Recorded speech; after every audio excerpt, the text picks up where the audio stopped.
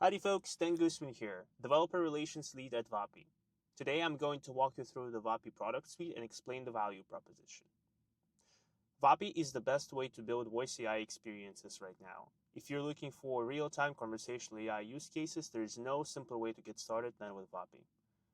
I'll start by walking you through the dashboard, for which anybody can sign up for free. Once you do sign up, you get 10 credits for free, which is equal to $10, which gives you a bunch of calls. It's really, really cheap. Once you get on here, you're presented with the overview dashboard. You get your metrics for more detailed review of your calls, but a new user wouldn't have anything here. There are two calls to actions to create an assistant in a workflow, so why don't we start here? Assistants, simplest way to create a real-time conversational AI experience. All you get is essentially one singular input to control the behavior of the assistant. It's called system prompt. That's it. So why don't we quickly create one? New assistant. There are also some templates here. I think we'll actually get an appointment scheduler template to create assistant. Boom. Um, by default, every conversational AI experience consists of three um, fundamental pieces. Transcriber, which is voice to text, LLM, which is the actual intelligence behind the assistant, and text to speech, which is the voice synthesis. All right. You can see all of these pieces here: model, voice, transcriber. There are also tools to connect the system to real world applications, analysis for evaluating the results from the calls, and advanced for more, compliance and enterprise stuff. So starting with the model, by default, you are presented with GPT-4o option. If you want to go a little bit faster, you can go for GPT-4o mini. And that's it. That's like the kind of latency that you want to see from your assistant. The faster it is, the better. But then if you want to go for a little bit more intelligent, for more complex conversations, 4o is probably what you want to go for.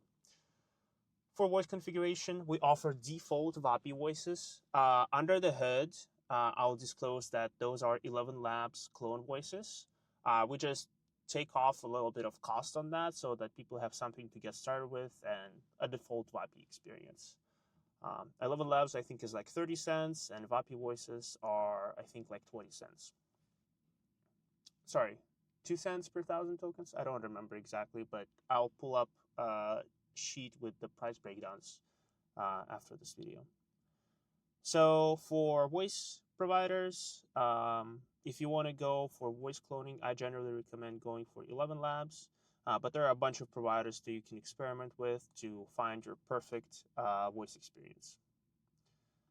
Once you do get your provider figured out for voice, you look at transcriber. By default, DeepGram is perfect, but some people might want to explore some other options, so those are also available. You can also give some customizations on the transcriber that are here for more complex use cases, like support numbers, denoise. If you're doing multilingual, you want to select different types of models. For example, here in the language field, you want to specify which type of language you're using. Or if you want to support multiple languages throughout the conversation being switched, use multi. Cool. Tools is how you connect to API or any external data sources. We'll look at that later. And yeah, that's pretty much it for assistants. If I click publish here, I click talk to assistant, I can at any point just give it a test.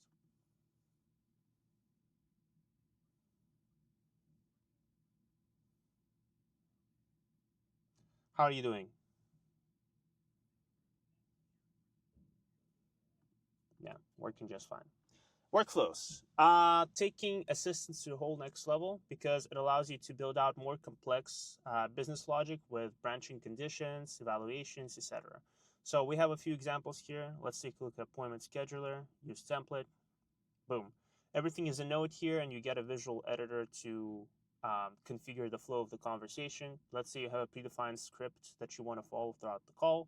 Thank you for calling the company. I'm your scheduling assistant. How may I help you? And then we have a few conditions in which we evaluate here. User wanted to schedule a new appointment, user wanted to reschedule or cancel an appointment, or user had questions about clinic info, hours, or etc. There's also always an option to transfer the call to a real human in case assistant is unable to help. So this is a really powerful interface, relatively new feature, and we'll be doubling down on furthering its capabilities. For nodes, you can create conversation, API requests, transfer call, end call tool. Really, really powerful feature. Outbound campaigns. Super new feature. It got launched today. You create a campaign. You upload a list of leads. For example, here I have a list of leads that I'm going to upload. Easy peasy. I'm going to specify a phone number from which I'm going to call. Since I don't have a phone number configured, actually I do. It should have shown up, but looks like there's a bug. You specify an assistant that will be used for these calls, and you click send now. What will happen is an assistant will be scheduled to call all of these numbers for you. So outbound campaigns, just like that, a few clicks and you're done. Tools, this is how you provide connectivity with external systems for assistants, workflows, and etc. There are all kinds of tools you can create. Function is essentially going to make API call, take description, some parameters from the user, yada yada. You can send SMS. Here's an option. You'll have to connect your Twilio number. Query would allow you to query the knowledge bases, for which we'll take a look in a second. And then transfer call, end call, etc. There are also external integrations for more complex use cases. MCP, super powerful one. If anybody is interested in MCP client server type of integration, we support that out of the box. Slack, if you're looking to send a Slack message. Google Sheets, if you're looking to interact with Sheets. Calendar, creating events, checking availability, and go high level for more calendar stuff. Cool. So let's go into files. Files is essentially how you create very basic knowledge bases. Let's say you have a spreadsheet with some very basic context about your business function. I don't know, list of employees in the department that your assistant needs to know at all times for each conversation. You can create a file here. Let's say accounts. I'm going to take my assistant. Here, I'm going to go down to files, and I'm going to add it in. Boom. Just like that, it's going to get this context injected at the beginning of each conversation. Phone numbers. This is how you create a phone number and assign it to an assistant. So what we do, what is really, really cool to get people started, is we give people a free Vapi number, which gets you 10 outbound calls, I think every hour. I'm not exactly sure. But it's a freebie, and it's super, super powerful. You can really, really easily get a phone number with just one click of a button. 2 minutes from now, I'll be able to make calls from it automatically. Super cool. If I want to take this to production, we recommend to go for Twilio or Vonage imported phone numbers. Squads, this is a feature that we're trying to sunset. It's like workflows, but weaker. And the idea behind it is more agentic use cases, but workflows does it and better. Squads is a feature that will be sunsetting soon. Vapi API keys. This is how you programmatically interact with Vapi product suite. So if you're a developer, you want to copy keys from here. Test suites. This is how you define automatic set of tests for your assistants. You can plug it into your assistants at any point in time to make sure, for example, that your changes, your adjustments to the configuration or models don't break it on some relevant metrics. So here, for example, I have a support hotline test suite. What it does is it makes sure that the assistant that I've created captures customer details correctly. I give it a script, start with a greeting, give your name, email, and then the rubric we are evaluating based on this condition. We should correctly capture customer's name, email, etc. Then I can always run it from here or from the assistant page. Observability, one of the most important offerings in Vapi. We give top tier observability tooling for our calls. So for example, I had a Father's Day prank call here. I can review the recording.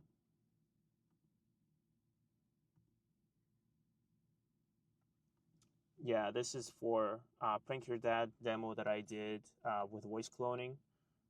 You can review the transcript, you can review the detailed logs in case you're troubleshooting something here. Analysis, this is using one of the evaluation parameters that we specified in the assistant. Success true. Analysis, a assistant using cloned voice of the user's child, code to wish them a happy Father's Day. Easy peasy. Messages, if you're looking for more detailed breakdown on the messages that have been exchanged, and the cost breakdown. So here you get to see the cost breakdown for Vapi, LLM, and transcribe. Easy peasy. Here's your assistant configuration in case you want to see the JSON object for it. Chat logs, this is for chat API, a feature that we're actively working on productizing, but essentially what it allows you to do is continue the conversation with assistants via SMS or all kinds of other mediums. So super powerful feature available via API. Session logs also related to that.